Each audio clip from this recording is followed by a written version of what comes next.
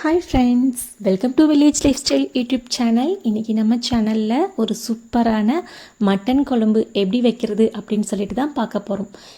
இது என்னோடய ஸ்டைலில் வைக்கக்கூடிய மட்டன் குழம்பு. நீங்களும் உங்கள் வீட்டில் வச்சு பாருங்கள், வீட்டில் எல்லாருமே பாராட்டுவாங்க. ஸோ வாங்க மட்டன் குழம்பு வைக்க என்னென்ன பொருட்கள் தேவை அப்படின்னு சொல்லிட்டு பார்த்துடலாம். இதுக்கு நான் இளம் ஆட்டுக்கறியாக 1 கிலோ எடுத்து வச்சுருக்கேன்.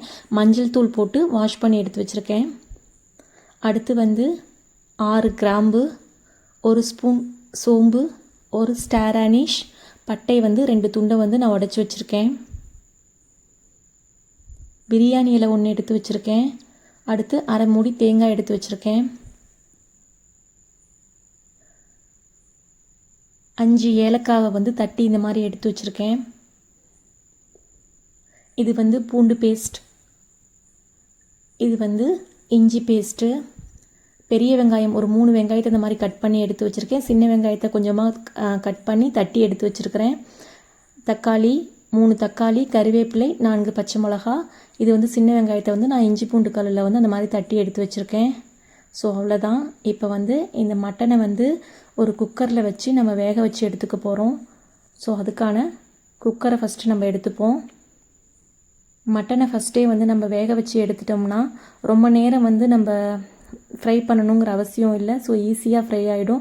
ஸோ அதுக்காக தான் ஃபஸ்ட்டே பார்த்திங்கன்னா மட்டனை தனியாக நம்ம வேக வச்சு எடுத்துக்கிறோம். மட்டன் வேக வைக்கும்போது கூடவே பார்த்திங்கன்னா இஞ்சி பூண்டு பேஸ்ட் ஆட் பண்ணுறேன். அடுத்து இஞ்சி பேஸ்ட்டு நான் தனித்தனியாக அரைச்சி வச்சுருக்கேன். நீங்கள் ஒன்றா இருந்தாலும் அப்படியே ஆட் பண்ணிக்கோங்க.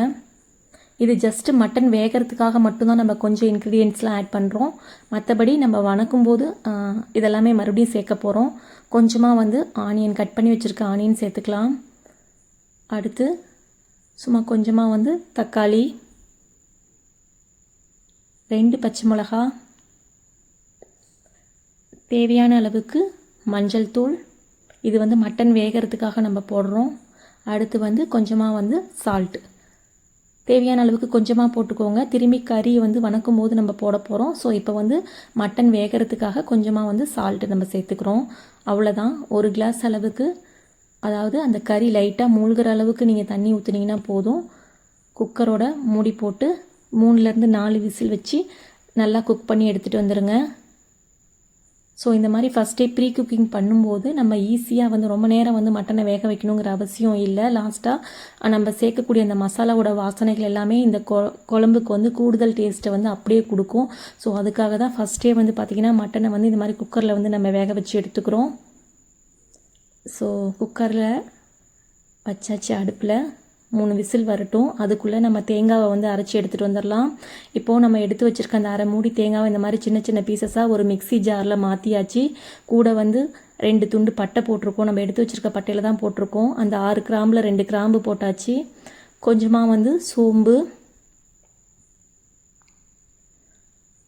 அவ்வளோதான். இது எல்லாமே போட்டு கொஞ்சமாக தண்ணி விட்டு நல்லா ஃபைன் பேஸ்ட்டாக அரைச்சி எடுத்துகிட்டு வந்துடுங்க. பாருங்கள் நான் எந்த அளவுக்கு ஃபைன் பேஸ்ட்டாக அரைச்சி எடுத்துகிட்டு வந்துட்டேன்னு. ஸோ இவ்வளோ தேங்காவுமே நான் யூஸ் பண்ண போகிறதில்ல. இது 2 குழம்புக்கானது தான் நான் காமிச்சிருக்கேன். அடுத்து இங்கே பாருங்கள், இந்த சைடில் மட்டன் நம்ம வேக வச்சு விசில் இதானதுக்கப்புறம் எடுத்தாச்சு. ஸோ மட்டன் எந்த அளவுக்கு வெந்திருக்குன்னு பாருங்கள், ஆவி பறக்குது. ஸோ இதுக்கு மேலே நம்ம குழம்புக்கு தனியாக தண்ணி ஆட் பண்ண தேவையில்லை. இந்த மட்டன் தண்ணி நம்ம வேஸ்ட் பண்ணவும் தேவையில்லை. இப்போது அடுப்பில் ஒரு வாணலி வச்சுட்டு எப்படி செய்கிறது அப்படின்னு சொல்லிட்டு பார்த்துடலாம். வாணலி வச்சாச்சு. வாணலி காஞ்சதுக்கப்புறமே கொஞ்சமாக கடலெண்ணெய் விட்டுருக்கேன். எண்ணெய் காயிட்டும். காஞ்சதுக்கப்புறம் நம்ம தட்டி எடுத்து வச்சுருக்க ஏலக்காவை ஃபஸ்ட்டு ஆட் பண்ணிக்கலாம். ஏலக்காய் பொரிஞ்சதுக்கப்புறம் நம்ம எடுத்து வச்சுருக்க கிராம்பு 4, ஸ்டார் அனீஷ், சின்ன துண்டு பட்டை, சோம்பு, மீதியெல்லாம் நம்ம தேங்காய் அரைக்கும் போது கொஞ்சம் ஆட் பண்ணிக்கிட்டோம். ஸோ ஒரு பிரியாணி இலையை 2ஆக பிச்சு போட்டிருக்கேன். ஸோ அவ்வளோதான். இது நல்லா லைட்டாக பொரிஞ்சு அந்த ஸ்மெல் வரும். அந்த டைமில் எடுத்து வச்சுருக்க அந்த மீதி பச்சை மிளகாய் 2யுமே ஆட் பண்ணிக்கலாம். அடுத்து கறிவேப்பிலை நல்லா எண்ணெயில் பொரியும் போது தான் அதோட ஸ்மெல் நல்லா வரும். ஸோ அதோடய ஃப்ளேவரே பார்த்திங்கன்னா அவ்வளோ சூப்பராக இருக்கும். லைட்டாக கிளறி கொடுத்துக்கலாம். அடுத்து வந்து மீதி வச்சுருக்கிற அந்த கட் பண்ணி வச்சுருக்க ஆனியனையுமே சேர்த்துக்கலாம். நான் ஆனியனில் கொஞ்சத்தை வந்து கட் பண்ணி தனியாக எடுத்து வச்சுருக்கேன். சின்ன வெங்காயத்தை வந்து பார்த்திங்கன்னா இஞ்சி பூண்டு கல்லில் வந்து நசுக்கி எடுத்து வச்சுருக்கேன். ஸோ அப்போ தான் வந்து டேஸ்ட் நல்லா இருக்குங்கிறதுனால இந்த மாதிரி நான் ஆட் பண்ணுறேன். ஸோ இதுதான் இந்த குழம்போட சீக்ரெட்னே சொல்லலாம். நல்லா கிளறி கொடுத்துக்கலாம். வெங்காயம் நல்லா எண்ணெயிலே ஃப்ரை ஆகணும். ஸோ அந்த அளவுக்கு கிளறி கொடுத்துக்கலாம். அடுத்து பூண்டு பேஸ்ட்டு ஒரு 3-4 ஸ்பூன் ஆட் பண்ணியிருக்கிறேன். நம்ம ஆல்ரெடி வந்து மட்டன் வேக வைக்கும் போதுமே இஞ்சி பூண்டு பேஸ்ட்டு சேர்த்துருக்கோம். ஸோ கொஞ்சமாக இஞ்சி பேஸ்ட்டு நீங்கள் எந்த அளவுக்கு குழம்பு வைக்கிறீங்களோ அந்த அளவுக்கு இஞ்சி பூண்டு பேஸ்ட்டு மற்ற இன்க்ரீடியன்ஸ் எல்லாமே கூட குறைய வச்சுக்கோங்க. இது நான் வைக்கிற மட்டன் குழம்பு ஒரு 5 பேருக்கு தேவையான அளவுக்கு நான் வச்சிட்ருக்கேன். ஸோ நல்லா கிளறி கொடுத்துக்கலாம். அடுத்து ஒரு 2 தக்காளியை வந்து சின்ன சின்னதாக கட் பண்ணி வச்சுருக்கேன். ஸோ அதையுமே ஆட் பண்ணிக்கலாம். இப்போ இந்த வெங்காயம் தக்காளி எல்லாமே வந்து பார்த்திங்கன்னா நல்லா வந்து ஃப்ரை ஆகணும். நல்லா வதங்குறதுக்காக கொஞ்சமாக வந்து கல்லுப்பு ஆட் பண்ணிக்கிறோம். உப்பு வந்து நீங்கள் பார்த்துட்டு போடுங்க. ஏன்னா ஆல்ரெடி மட்டன்லேயுமே வந்து பார்த்திங்கன்னா நீங்கள் வேக வைக்கும்போது ஆட் பண்ணியிருக்கிறீங்க. ஸோ இது வந்து நான் இஞ்சி பூண்டு பேஸ்ட்டு வெங்காயம் தக்காளிலாம் வதங்கணும் அப்படிங்கிறதுக்காக கொஞ்சமாக உப்பு ஆட் பண்ணியிருக்கிறேன். ஸோ நல்லா வதங்கட்டும். அப்போ தான் வந்து அதோடய ஃப்ளேவர் வந்து நல்லா வந்து மட்டனில் ஆட் பண்ணும்போது இறங்கும். ஸோ நல்லா கிளறி கொடுங்க. அந்த பச்சை வாசனை எல்லாமே போயிடணும். இப்போ பாருங்கள், நம்ம வேக வச்சு எடுத்து வச்சுருக்க அந்த மட்டனை வந்து தண்ணியை இருத்துட்டு நம்ம ஆட் பண்ண போகிறோம். ஸோ அந்த தண்ணி வந்து வேஸ்ட்டு கிடையாது. அதை நீங்கள் தனியாக ஒரு இதில் எடுத்து வச்சுருங்க. லாஸ்ட்டாக வந்து நம்ம அதை தான் ஆட் பண்ண போகிறோம். தனியாக எக்ஸ்ட்ரா வந்து நம்ம தண்ணி எதுவுமே ஆட் பண்ண போகிறதில்ல. ஸோ மட்டன் வேக வச்ச தண்ணியை வந்து வேஸ்ட்டு பண்ணிட வேண்டாம். இப்போ மட்டனை மட்டும் நம்ம தண்ணி இருத்துட்டு ஆட் பண்ணி கிளறி கொடுத்துடலாம். இந்த மசாலாவிலே நல்லா வந்து மட்டன் வந்து வேகணும். ஆல்ரெடி நம்ம 3 விசில் விட்டு தான் எடுத்து வச்சுருக்குறோம். ஸோ நல்லா கிளறி கொடுங்க.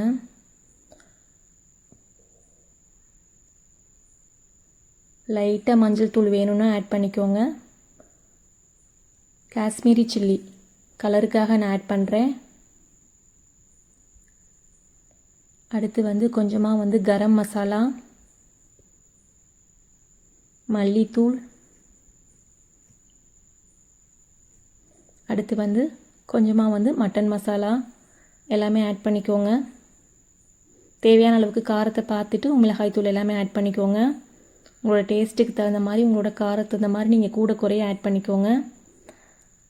சால்ட் எல்லாமே இந்த டைமில் பார்த்துக்கோங்க. நல்லா கிளறி கொடுங்க. மட்டன் வந்து 5-10 நிமிஷம் வரைக்கும் இந்த மசாலாவிலேயே நல்லா வந்து வேகணும். ஆல்ரெடி நம்ம 3 விசில் விட்டு தான் எடுத்திருக்கோம். ஸோ ரொம்ப நேரம் வேகணுங்கிற அவசியம் இல்லை. ஆல்ரெடி 3/4 பதத்துக்கு வந்து மட்டன் வெந்திருக்கும். ஸோ இந்த மாதிரி கிளறி கொடுத்து மீதியை வந்து நம்ம வேக வச்சுக்கணும். ஸோ இந்த டைமில் மீதமுள்ள அந்த இஞ்சி பூண்டு பேஸ்ட் எல்லாமே நம்ம ஆட் பண்ணிக்கலாம். ஆல்ரெடி மட்டன் வேக வைக்கும் போதுமே நம்ம இஞ்சி பூண்டு பேஸ்ட் வந்து ஆட் பண்ணியிருக்கிறோம். ஸோ மிச்சம் இருக்கிற அந்த இஞ்சி பூண்டு பேஸ்ட் எல்லாமே இந்த டைமில் ஆட் பண்ணிக்கோங்க. மட்டன் போட்டதுக்கப்புறம் அடுத்து மட்டன் வேகணுங்கிறதுக்காக நம்ம மட்டன் இருத்து வச்சுருக்க தண்ணியை கொஞ்சம் ஆட் பண்ணி வேக வச்சிடலாம். மீதி தண்ணி அப்படியே வச்சுருங்க. லாஸ்ட்டாக மட்டன் வெந்ததுக்கப்புறம் ஒரு 10 மினிட்ஸ் நல்லா வெந்ததுக்கப்புறம் மூடி போட்டு வேக விட்டுருங்க. வெந்ததுக்கப்புறம் நம்ம தேங்காய் கரைசல் எல்லாமே ஊற்றும் போது அந்த மட்டன் தண்ணியும் ஊற்றி கொதிக்க விட்டு ஆஃப் பண்ணிடலாம். ஸோ இப்போ வந்து தேவையான அளவுக்கு மட்டும் அந்த மட்டன் தண்ணியை விடுங்க. மூடி வச்சிடலாம். இப்போ ஒரு 10 மினிட்ஸ் நல்லா வேகட்டும். பாருங்கள் மட்டன் எந்த அளவுக்கு வெந்துருச்சுன்ட்டு. அடுத்து வந்து நம்ம வந்து அரைச்சி வச்சுருக்க அந்த தேங்காய் பாலை வந்து ஆட் பண்ணிக்கலாம். ஸோ நான் கொஞ்சமாக ஆட் பண்ணியிருக்கிறேன். எனக்கு இந்த அளவுக்கு குழம்பு போதுமானது இருக்குது. ஸோ அந்த அளவுக்கு மட்டும் நான் வந்து தேங்காய் வந்து நான் ஆட் பண்ணியிருக்கிறேன். ஸோ பாருங்கள் மட்டன் ஆல்ரெடி நம்ம வேக வச்சதுனால ஓரளவுக்கு வெந்துருச்சு. ஸோ இந்த மாதிரி ரொம்ப நேரம் வேக வைக்காமல் ஓரளவுக்கு நம்ம மட்டன் குக்கர் விசில் விட்டு வச்சதுக்கப்புறம் கொஞ்சமாக வேக வைக்கும்போது அதோட டேஸ்ட், அந்த மசாலா டேஸ்ட் வந்து ஃபுல்லாகவே வந்து நமக்கு மட்டனில் இறங்கி குழம்பு வந்து ரொம்பவே டேஸ்ட்டை வந்து என்ஹான்ஸ் பண்ணி கொடுக்கும். ஸோ அதுக்காக தான் ஃபஸ்ட்டே வந்து நம்ம குக்கரில் தனியாக வேக வச்சுட்டு கறியை ஃப்ரை பண்ணிவிட்டு கொஞ்ச நேரம் மட்டும் நம்ம வேக வச்சு எடுக்கிறது. ஸோ அவ்வளோதான்.